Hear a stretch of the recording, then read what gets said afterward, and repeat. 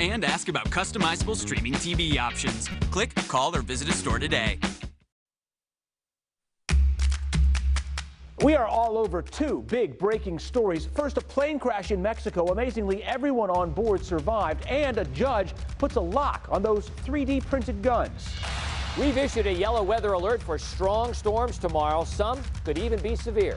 You've seen this video in your social media feed. Tonight, the awesome backstory of the D.C. bakery they picked for lunch. Will Crayola really pay the shipping for you to send old markers in for recycling? You asked, the Verify team has the answer. And a history-making Little League team in D.C. needs your help on the road to the World Championship. The News 11 team is ready. Let's get started. And we'll get started with those two breaking news stories. Good evening. Glad you're with us tonight. I'm Adam Longo. Up first, that plane crash. It happened near the airport in Durango. That's a town in central Mexico. An Aeromexico flight was leaving there, headed for Mexico City, when it crashed. Our transportation reporter, Pete Montine, a pilot himself, is here. So, Pete, it appears everyone on board survived. It's pretty incredible, Adam. 103 on board, and even more amazing that most were able to walk away. That from the governor of Durango tonight. He said that the pilot was the most seriously hurt. You can see the burned out passenger cabin in this video. The plane, an Embraer E190, a smaller jet and a packed flight. That state official says those seated on the left side were injured the least. Those passengers were able to extract themselves from the wreckage. Some walked to a nearby highway to flag down help. Others even wandered back to the airport to reunite with family. I want you to take a look at this photo now. You can see the crash was really close to the runway here. These big white bars on the runway up here measure about 1,000 feet, so the crash only about a quarter mile off the runway. So far, it's not exactly clear if the flight got airborne or if it simply ran off the edge of the runway. One thing is clear is that this was all happening in bad weather. Witnesses reported storms and hail at the time of the crash. Adam? Amazing that everyone survived that. Pete, thank you.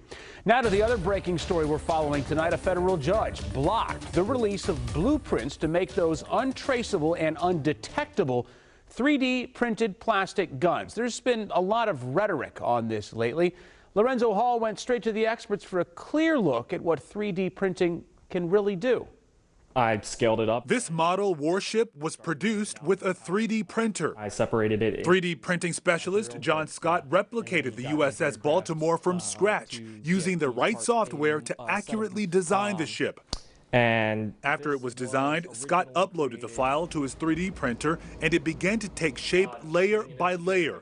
While he's working with professional equipment at ABC Imaging in DC, smaller consumer-grade printers like this one can also get the job done. We found one online for as little as $350. these we can get into incredibly small detail. It's also easier to produce plastic 3D objects at home, like firearms, because of blueprints being made available online, taking out that grueling design process. Here's how it works. You simply find the object you're looking to print, download the file, make any necessary adjustments, and send it right to the printer. Smaller pieces can be made within minutes. So we can print full color. While these 3D printers are great for producing masks and construction models, can they actually make a gun that works? Phil Magenheim at ABC Imaging says it might be tough for everyday Americans to produce an effective firearm because smaller pieces will still need to be assembled, and those plastic parts aren't really durable. You'll maybe get a few shots off, and then you discard it, and then sometimes it blows up. Now, with that said, Magenheim does note with professional and more expensive printers costing hundreds of thousands of dollars, we should add, it is possible to manufacture a high-quality firearm. Adam? Just one more thing we got to worry about. Lorenzo, thank you. So keep that umbrella by the door. Today's yellow weather alert is stretching into tomorrow. The chief is here with us tonight. So what are we facing tomorrow, Topper? Well, new month, same pattern, basically. So yellow weather alert in terms of the threats. Well, thunderstorm, that is a high threat. And also heavy rain, a moderate threat, which means flash flooding is a big deal. Hail and high winds, not so much. We won't discount high winds completely with the storms tomorrow, but for the most part, it is the tropical downpours that we're worried about. So here's the radar over the past couple of hours. These showers have held together. We're looking at some heavy